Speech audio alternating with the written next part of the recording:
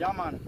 Zimbabwe 2021 atutangama 1 style and pattern bono Illuminati straight out of digital one. You see me?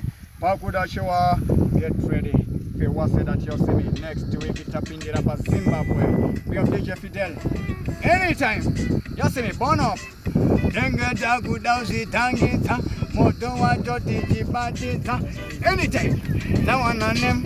Ano vese magandi biga nasibuno ndakuva biga semure savaja totsika vachona kutandiskurika nekati ndakapfeka changu DJ Fidel nyangwe svika ngonzi wanditengera chateu nyangwe svika nonzi vanditengera majeu ndopa vatazoona ndinenge kateu ndikatitai international vachandona nyangwe kunationari ininiri wamwari timanya vunobvunza tari ndatechendi mazita zvacho vanhu vacho vanozona zvandinoita ndinenge ndasvika ndichibhiga vese vanondibhiga vanapa ndikudhiga ini ndikangonoti tinashe uya wepanashi vaudze nhasi uno vakutanga clash asi nhasi uno andisi parashi ndakumhanya kunge kalazi smash ndikati digitavo krisi aripo achigadzirisa pisi chuspoti chinobvunza kana sisi arikuudza handikande madhisi kana zvikanzi tindo aroma unozvivona ndidege mujoma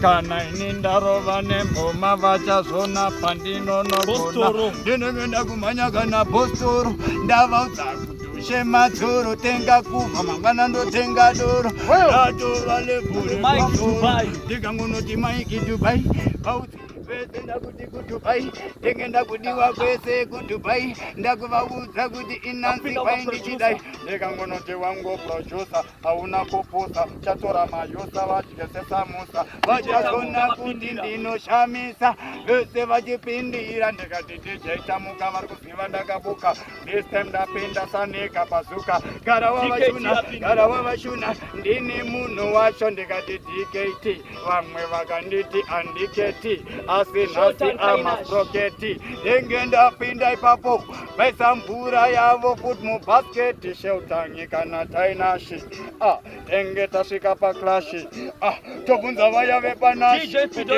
asmarashi ndikati DJ Fidel chimudhara changu aiwa chasimbisa dhanzi icho ndikati musachibate icho musachitange icho ndo chacho chakanyanya ndikanoti lefosi chimudhara chinobhona madhefosi vamwe vakanzi mareposi ndavaudza chisetai makebhosi ndasvika ndikanoti fantani vamwe vakabaya mabhatani asi ndivo unopisa satani wagadzira fashani ndikati rebopa movement vaudze nyangwe pabestment vanokudza kuti ndiri president ndakatongotanga ndiri resident ndini pagardensi pana yemandebvu ndosya ndavaita urubhuru